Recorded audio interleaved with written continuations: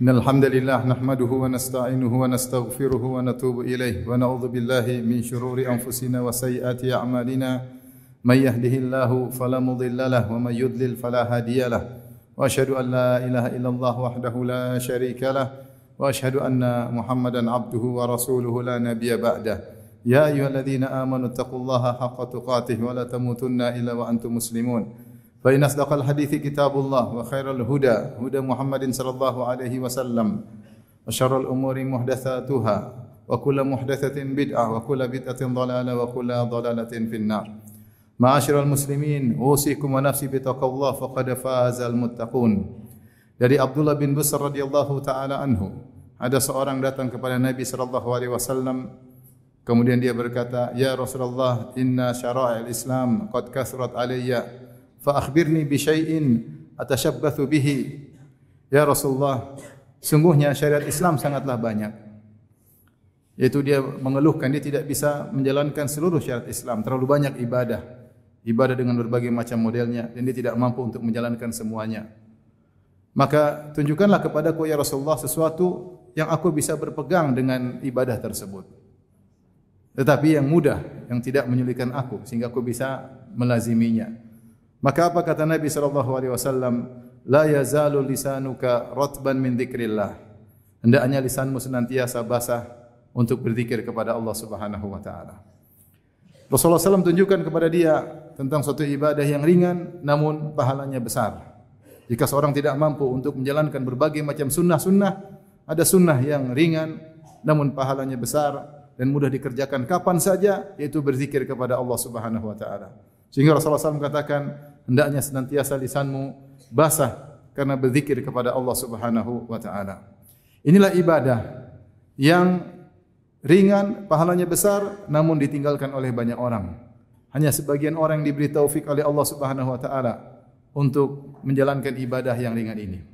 Terlalu banyak yang menunjukkan akan betapa besar pahala orang yang berzikir. Saya sebutkan sebagian contohnya saja. Misalnya Rasulullah SAW bersabda, "Man qala subhanallah wa bihamdihi kulla yawmin mi'ata marrah." Siapa yang mengucapkan subhanallah wa bihamdihi 100 kali, maka huttat anhu khatayahu walau kanat mithla zabadil bahri. Maka dosa-dosanya seluruhnya akan dihapuskan meskipun sebanyak buih di lautan.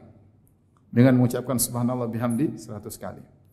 Contohnya di antaranya Rasulullah SAW mengatakan, "Man qala la ilaha illallah dahu la syarikalah, lahul mulku wa lahul hamdu wa huwa ala kulli syai'in qadir." Siapa yang mengucapkan ini ya 100 kali, mi'at marrah, maka apa pahalanya? Ka'idli asyrai riqab, seperti memerdekakan 10 budak.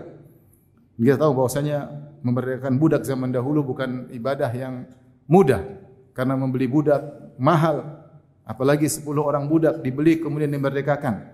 Dan jika seorang budak dimerdekakan, maka sang yang memerdekakan akan dimerdekakan dari neraka jahanam. Apalagi seperti 10 orang budak. Dengan mengucapkan la ilaha illallah dahu la syarikalah, lahul mulku wa lahul hamdu wa huwa ala kulli syai'in qadir 100 kali. Kemudian juga kutibat lahu mi'at hasanah, dicatat baginya 100 kebaikan. Wa huttat anhu mi'at sayyi'ah, dan dihapuskan darinya 100 dosa. Wa kanat lahu hirzan, dan akan menjadi pelindungnya dari syaitan di hari tersebut sampai sore hari. Contoh lagi, dengan berzikir mudah maka seorang akan diridhai oleh Allah Subhanahu wa taala. Dalam hadis kata Rasulullah SAW, innallaha la yarda 'anil abdi idza akala al-akalah an yahmadahu 'alaiha wa idza syariba syarbah an yahmadahu 'alaiha. Sungguhnya Allah ridha kepada seorang hamba yang ketika dia makan makanan, setelah dia makan dia memuji Allah atas makanan tersebut. Allah ridha kepada hamba tersebut. Dan jika dia minum suatu minuman, dia memuji Allah, dia mengatakan alhamdulillah, maka Allah pun ridha dengan hamba tersebut. Dengan muji Allah setelah makan, setelah minum, meraih keridhaan Allah Subhanahu wa taala. Kemudian juga misalnya Rasulullah SAW mengatakan, siapa yang mengucapkan subhanallah al-azim wa bihamdihi gurisat lahu nakhlatun fil jannah. Siapa yang mengucapkan subhanallahil azim wa bihamdihi, maka akan ditanamkan bagi dia korma di surga. Semakin dia banyak ucapkan, semakin banyak tanaman akan ditanamkan oleh Allah di surga baginya. Ini suatu pahala yang luar biasa. Rasulullah SAW bersabda, Subhanallah walhamdulillah tamla'ul mizan. Siapa yang berzikir subhanallah alhamdulillah maka akan berat di timbangan, memenuhi timbangan. Ya, bahkan dalam riwayat tamla'u ma baina sama'i wal ard, akan memenuhi langit dan bumi pahalanya dengan mengucapkan subhanallah wa bihamdi. Tentu mengucapkannya dengan penuh keyakinan dan penuh penghayatan. Rasulullah SAW juga bersabda, kalimatani habibatani ila rahmani khafifatani ala lisani thaqilatani fil mizani. Subhanallah bihamdi subhanallahal azim. Dua kalimat yang dicintai oleh Allah Subhanahu wa taala. Ringan di lisan, berat di timbangan. Ringan di lisan, berat di timbangan. Itu subhanallah bihamdihi, subhanallahil azim. Ini contoh zikir-zikir. Ya. Dan terlalu banyak dalil-dalil tentang keutamaan orang berzikir. Makanya Allah mengatakan, وَالذَّاكِرِينَ اللَّهَ كَثِيرًا وَالذَّاكِرَاتِ أَعَدَّ اللَّهُ لَهُمْ مَغْفِرَةً وَأَجْرًا عَظِيمًا. Para lelaki yang banyak berzikir kepada Allah dan para wanita yang banyak berzikir kepada Allah Subhanahu wa taala, maka Allah siapkan bagi mereka ampunan dan ganjaran yang besar di surga kelak. Ma'asyiral muslimin, Ibnu Qayyim rahimahullahu taala menyebutkan lebih dari 70 keutamaan berzikir kepada Allah Subhanahu wa taala. Maka pada kesempatan yang singkat ini saya akan menyebutkan sebagian dari sekian banyak keutamaan zikir kepada Allah Subhanahu wa taala agar kita semua semangat untuk membasahi lisan kita berzikir kepada Allah Subhanahu wa taala. Yang pertama di antaranya, berzikir kepada Allah menghidupkan hati, bahkan menguatkan hati. Rasulullah SAW bersabda, "Mathalul ladzi yadhkurullah wal ladzi la yadhkurullah kamathalil hayy wal mayyit." Perumpamaan orang yang berzikir kepada Allah dengan perumpamaan orang yang tidak berzikir kepada Allah seperti orang hidup dan orang mati. Maksudnya apa? Hatinya mati, tidak pernah berzikir kepada Allah, hatinya sakit-sakit dan seperti hati yang mati. Kalau sudah mati susah dikasih nasihat. Kalau sudah mati susah mendengar nasihat. Maka orang yang ingin hatinya hidup banyak mengingat Allah Subhanahu wa taala. Banyak mengingat Allah Subhanahu wa taala. Kalau ingin hatinya mati, tidak usah ingat Allah Subhanahu wa taala. Dalam riwayat yang lain kata Nabi sallallahu alaihi wasallam, "Mathalul baiti alladhi yuzkarullahu fihi wal baiti la yuzkarullahu fihi kamathalil hayy wal mayyit." Perumpamaan rumah yang di situ ada zikir kepada Allah dengan rumah yang tidak ada zikir kepada Allah seperti orang mati, orang hidup dan orang mati. Lihatlah bagaimana rumah kita. Kalau rumah kita sering diisi dengan tilawah Al-Qur'an, salat-salat sunnah, berzikir kepada Allah Subhanahu wa taala, diadakan pengajian, diputar murattal-murattal, diisi dengan memuji Allah Subhanahu wa taala, maka itu rumah yang berisi dengan kebahagiaan seperti orang yang hidup. Tapi sebaliknya jika rumah ternyata diisi dengan maksiat, tontonan-tontonan yang tidak benar, musik-musik dan lagu-lagu, nyanyian-nyanyian, ya, ghibah dan namimah, maka rumah tersebut seperti mati, tidak ada kebahagiaan dalam rumah tersebut. Tapi di antara keutamaan berzikir kepada Allah Subhanahu wa taala, bukan hanya menguatkan hati, bahkan dia juga menguatkan badan. Menguatkan badan. Oleh karenanya ketika Fatimah radhiyallahu taala anha sulit bekerja di rumah sehingga tangannya ya bergebal karena sering bekerja menggiling gandum, maka dia pun datang kepada Nabi, kepada ayahnya untuk diberikan pembantu. Maka Nabi sallallahu alaihi wasallam tidak memberikan pembantu kepada Fatimah radhiyallahu taala anha. Padahal ketika itu banyak budak-budak wanita yang datang. Karena Rasulullah SAW ingin semua sedekah difokuskan kepada fakir miskin, terutama ahlu suffah, para sahabat yang miskin yang tinggal di suffah. Maka dia tidak beri pembantu kepada Fatimah. Kemudian Nabi datang menemui Fatimah. Kata Nabi SAW, "Ala adulluki ala syai'in huwa khairun min khadim?" Maukah aku tunjukkan kepada engkau wahai Fatimah putriku tentang sesuatu yang lebih baik daripada pembantu? Kata Nabi SAW, "Tusabbihina," maka kau bertasbih 33 kali. "Wa tahmadina 33. Kau bertasbih wa tahmid alhamdulillah 33 kali. "Wa tukabbirina Allah 34. Kau bertakbir 34 kali sebelum tidur. Rasulullah suruh sebelum tidur tasbih 33, alhamdulillah 33, Allahu Akbar 34 kali. Barang siapa yang melakukannya, kalau dia bangun, dia kuat badannya sehingga dia bekerja meskipun tidak ada pembantu. Terapkan hadis ini. Jika dalam kondisi lelah, kita zikir dengan ini, insyaAllah kita bangun dengan kekuatan tubuh. Oleh karenanya Allah juga berfirman tentang orang yang berjihad. Kata Allah Subhanahu wa taala, "Ya ayyuhalladzina amanu, idza laqitum fi'atan fathbutu wadhkurullaha katsiran la'allakum tuflihun." Wahai orang yang beriman, jika kalian bertemu dengan musuh, fathbutu, maka bertahanlah. Kemudian kata Allah, wadhkurullaha katsiran, dan banyaklah mengingat Allah Subhanahu wa taala. Kenapa? Dengan banyak mengingat Allah kalian menjadi kuat untuk berhadapan dengan musuh-musuh Allah dalam jihad fi sabilillah. Ini di antara keutamaan berzikir kepada Allah Subhanahu wa taala. Di antara keutamaan berzikir kepada Allah Subhanahu wa taala, Allah akan menyebut-nyebut orang yang berzikir.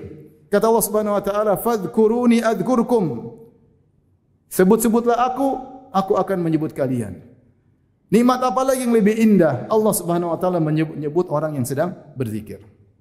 Dalam hadis qudsi kata Allah Subhanahu wa taala, "Man dzakarani fi nafsihi, dzakartuhu fi nafsi.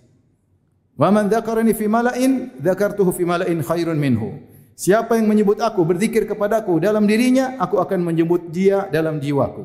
Dan barang siapa yang menyebut-nyebut aku, berzikir di hadapan jamaah, maka aku akan menyebut-nyebutnya di jamaah yang lebih baik daripada jamaah tersebut. Kata para ulama, yaitu Allah akan memujinya di hadapan para malaikat. Di antara keutamaan berzikir, bahwasanya berzikir mendatangkan kebahagiaan. Hari ini kita mengeluh kenapa salat kita tidak khusyuk. Kenapa kita sulit untuk bahagia? Kenapa ketika kita mendengar kajian kurang ternyuh? Kenapa kalau kita baca Quran kita cepat bosan? Tidak ada kebahagiaan. Kenapa? Karena kita kurang berzikir kepada Allah Subhanahu wa taala. Allah berfirman, "Alladzina amanu watma'innu qulubuhum bi dzikrillah." Ala bi dzikrillah tatma'innul qulub. Alladzina amanu, dan orang yang beriman dan hati mereka tenang dengan berzikir kepada Allah. Ketahuilah dengan berzikir kepada Allah maka hati menjadi tenang. Makanya Abdullah bin Aun berkata, "Dzikrun nasi dawa wa dzikrullahi da." Menyebut-nyebut tentang manusia hanyalah penyakit dan menyebut-nyebut Allah adalah obat. Berkata Az-Zahabi ketika mengomentari perkataan Abdullah bin Aun, dia mengatakan, "Ya wallahil ajab minna wa min jahlina." Sungguh menakjubkan karena dari kita dan sikap kita dan kebodohan kita. Ya. Kaifa natruku ad-da wa naqtahimud dawa? Bagaimana kaifa natruku ad-da wa naqtahimud da? Bagaimana kita meninggalkan obat dan kita menerjang penyakit? Maka sungguh benarlah perkataan Abdullah bin Aun, "Dzikrun nasi da wa dzikrullahi dawa." Menyebut-nyebut manusia adalah penyakit dan mengingat Allah adalah obat. Lihatlah kita dalam kehidupan kita. Kita sering menyebut ini, menyebut anu, lihat berita ini, berita anu, peristiwa ini, peristiwa anu. Bukannya dilarang, tapi bandingkan dengan kita kapan kita mengingat Allah. Coba kita bikin daftar. Dalam 24 jam mana yang lebih banyak kita lakukan? Mengingat manusia atau mengingat Allah Subhanahu wa taala? Kalau kita bandingkan sungguh sangat jauh berbeda. Ketika kita sering melihat berita-berita tentang manusia terus-menerus berlebihan daripada yang seharusnya, hati ini menjadi sakit. Terlalu banyak informasi yang tidak perlu, terlalu banyak informasi yang membuat kita sakit, membuat kita maksiat, membuat kita benci, membuat kita sedih, membuat kita macam-macam. Sehingga hati kita susah untuk bahagia. Kemudian dampaknya salat kita susah untuk khusyuk. Kenapa? Karena kita terlalu banyak meninggalkan zikir kepada Allah Subhanahu wa taala. Aqulu qawli hadza astaghfirullah li wa lakum wa li sa'iril muslimin kulli dhanbin wa khati'ah fastaghfiruhu innahu huwal ghafurur rahim.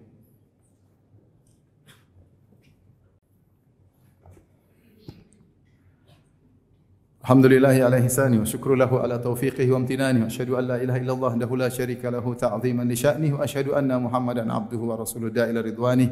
Allahumma salli alaihi wa ala alihi wa ashabihi wa ikhwani. Di antara keutamaan zikir, bahwasanya tidaklah disyariatkan ibadah tertentu kecuali untuk mengingat Allah Subhanahu wa taala. Allah berfirman kepada Nabi Musa, "Wa aqimis salata li dzikrihi." Dirikanlah salat untuk berzikir kepadaku, untuk ingat aku. Makanya para ulama mengatakan seorang dicatat pahalanya sesuai dengan kadar dia mengingat Allah dalam salat tersebut. Allah juga berfirman, "Inna salata tanha 'anil fahsya'i wal munkar wa la dzikrullahi akbar." Sungguhnya salat itu mencegah kemungkaran dan perbuatan keji dan mengingat Allah lebih besar. Sebagian ulama mengatakan bahwasanya salat memiliki dua fungsi. Fungsi pertama adalah mencegah kemungkaran dan perbuatan keji. Fungsi kedua adalah untuk berzikir kepada Allah dan fungsi kedua lebih besar daripada fungsi pertama. Karena Allah mengatakan dirikanlah salat untuk mengingatku. Oleh karena para ulama mengatakan setiap ibadah yang semakin banyak zikirnya maka semakin berpahala besar. Bukankah Rasulullah SAW diriwayatkan ketika berbicara tentang ibadah-ibadah haji, dikatakan innama ju'ila tawaf bil bait wa baina safa wal marwa wa ramyul jimar li iqamati dzikrillah. Tidaklah disyariatkan tawaf, tidaklah disyariatkan sa'i antara safa dan marwa, dan tidaklah disyariatkan melempar jamarat kecuali untuk berzikir kepada Allah Subhanahu wa taala. Maka kalau ditanya siapa orang yang paling baik ibadahnya, yang paling banyak berzikir kepada Allah dalam ibadah tersebut. Siapa mujahid terbaik?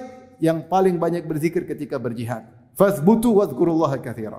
Sabarlah kalian, tegarlah dan banyak berzikir kepada Allah Subhanahu wa taala. Siapakah haji yang terbaik? Kata Nabi sallallahu alaihi wasallam, afdalul haji al-thajju wal ajju. Sebaik-baik haji adalah yang paling banyak bertalbiyah, labbaik Allahumma labbaik, zikir, dan yang paling banyak menyembelih. Siapa orang yang paling baik solatnya, yang paling banyak mengingat Allah dalam solatnya, pikirannya fokus ingat Allah, bukan pikiran dunia kesana kemari. Siapa orang berpuasa yang paling baik puasanya dan paling banyak berzikir kepada Allah Subhanahu wa taala. Karena zikir adalah tujuan beribadah kepada Allah Subhanahu wa taala. Di antara keutamaan zikir, ma'asyiral muslimin, zikir menjadikan kita terhindar dari maksiat-maksiat lisan. Kenapa kita sering bergibah ria? Kenapa kita sering merendahkan orang lain? Kenapa sering kita komentar? Karena kita kurang berzikir kepada Allah Subhanahu wa taala. Seandainya seorang berzikir kepada Allah Subhanahu wa taala, maka dia terlalaikan, tidak sempat lagi untuk bergibah ria, tidak sempat lagi untuk menceritakan kejelekan orang lain, tidak sempat lagi untuk menggunjing, menjatuhkan, merendahkan orang lain. Kenapa? Dia sibuk berzikir kepada Allah Subhanahu wa taala. Dan faedah zikir terlalu banyak. Tidak mungkin kita mau sebutkan di majelis ini karena banyak sekali. Tetapi di akhir khutbah saya ini saya ingin menyampaikan beberapa contoh agar kita mudah berzikir. Zikir harian. Contohnya adalah zikir pagi dan petang. Jangan lupakan zikir pagi dan petang. Di antaranya setelah salat kita berzikir. Nikmati zikir tersebut, jangan buru-buru. Ya, kalau kita zikir nikmati. Subhanallah, subhanallah, subhanallah, subhanallah. Satu-satu jangan subhanallah, subhanallah, jangan. Allahu akbar, Allahu akbar, Allahu akbar. Sambil dihayati maknanya.